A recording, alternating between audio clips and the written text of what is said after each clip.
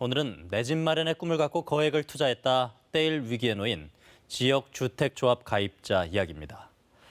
곧 착공에 들어간다는 시행사 말을 믿고 투자했는데 사실이 아니었다며 조합원들이 시행사 측을 고소했는데요. 오래된 빌라가 모여있는 서울의 한 주택가. 백기수 씨는 2년 전 시세보다 저렴하게 이곳에 들어설 새 아파트에 입주할 수 있다는 말에 5천만 원을 내고 지역주택조합에 가입했습니다. 사업 부지를 이미 절반 정도 확보한 상태라 곧 착공에 들어간다는 말을 믿은 겁니다. 다 매입이 됐잖아요. 그리고 땅이 지금 50.5%가 끝났어요. 하지만 이 말은 사실과 달랐습니다. 시행사 측은 사업이 무산될 경우 수수료를 뺀 돈을 돌려준다며 안심보장 증서라는 것도 발급해줬지만 종이 조각에 불과했습니다. 조합원 270명이 지금까지 낸 계약금은 모두 150억 원가량. 이 가운데 130명은 지난달 시행사 대표와 조합 추진위원장 등을 사기 등의 혐의로 검찰에 고소했습니다. 내 집 마련의 꿈, 절박한 서민들의 피를 빨아먹는 벌레 같은 놈들.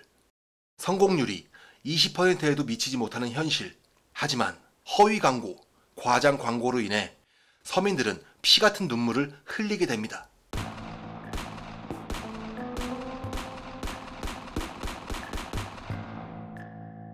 안녕하세요. 태무진입니다. 이번 사건은 징기스캅TV의 구독자뿐만 아니라 대한민국의 모든 사람들이 꼭 아셨으면 하는 마음에서 준비한 영상입니다. 바로 지역주택조합 사기 사건입니다. 지역주택조합이란 서민들의 내 집 마련을 돕기 위한 제도로서 지역 주민들이 서로 모여 함께 땅을 매입하고 시공사를 선정해 아파트를 짓는 것입니다. 이렇게 성공만 한다면 시세보다 훨씬 저렴한 가격에 내 집 마련의 꿈을 이룰 수 있지만 대부분 실패로 끝이 나고, 실패의 이유 중 가장 큰 문제는 업무대행사의 사기와 횡령, 그리고 배임입니다. 법에 대해 잘 알지 못하는 서민들에게 달콤한 거짓말로 유혹하는 나쁜 놈들. 토지 매입이 완성되지 않았음에도 마치 토지를 전부 매입한 것처럼 거짓말을 하여 조합원으로 가입시키고 납입한 분담금은 공범들끼리 돈잔치를 해버리는 것이죠. 이들 범죄의 가장 큰 문제점은 피해 회복이 거의 힘들다는 것입니다.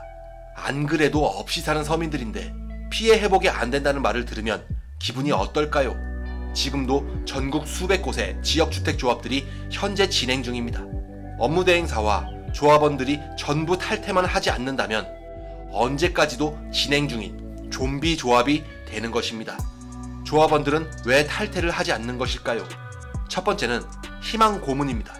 꼭 아파트를 짓게 될 것이라는 희망에서 버티는 사람들과 탈퇴를 하기 위해 납입한 분담금 반환을 요구했지만 계약서의 명시를 이유로 분담금을 돌려주지 않아 어쩔 수 없이 끌려가는 조합원들입니다. 이러한 좀비 조합은 서울에만 100군데가 넘게 존재합니다.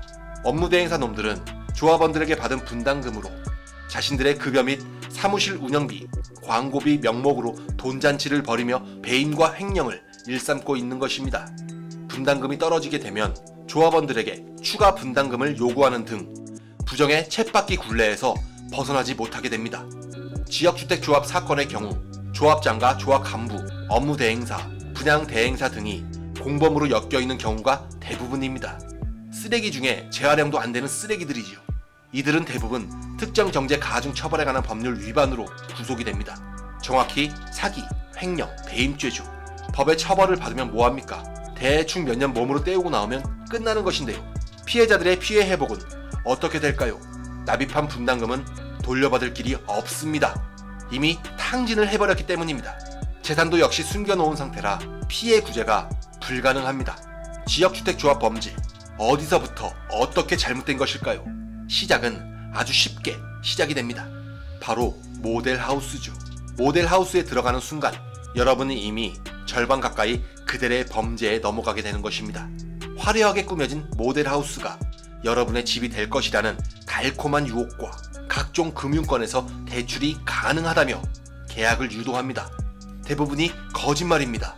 일단 계약을 하고 현재 가지고 있는 돈이라도 분담금으로 납입하라고 꼬십니다. 그렇게 범죄의 늪으로 가라앉게 되는 것이죠.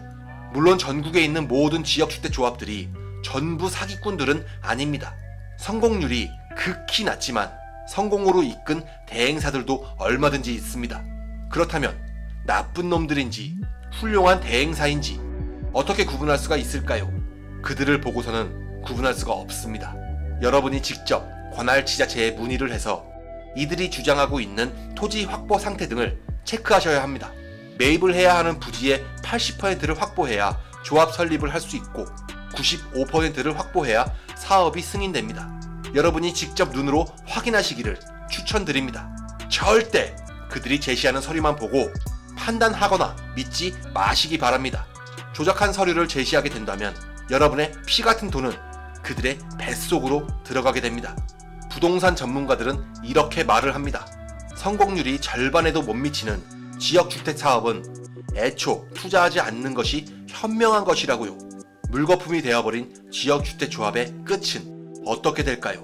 대부분이 분담금을 되찾기 위해 소송의 길을 걷게 됩니다. 변호사를 선임하게 되죠. 민사소송과 형사소송을 진행하면서 업무대행사와 싸우게 됩니다. 그렇게 또 변호사 선임 비용을 부담하게 되고 오랜 시간의 낭비로 몸도 마음도 지치게 됩니다. 어떤 사람들은 극단적인 선택을 하기도 하죠. 블루 칼라 범죄보다 화이트 칼라 범죄가 더 무서운 이유는 피해 금액이 몇백억 단위이기 때문이죠. 전부 서민들의 피 같은 돈입니다. 본 영상을 시청하시는 분들만이라도 제발 지역주택조합이라는 달콤한 유혹에 넘어가시지 않길 간곡히 바라겠습니다. 지금까지 징기스캅TV 태무진이었습니다.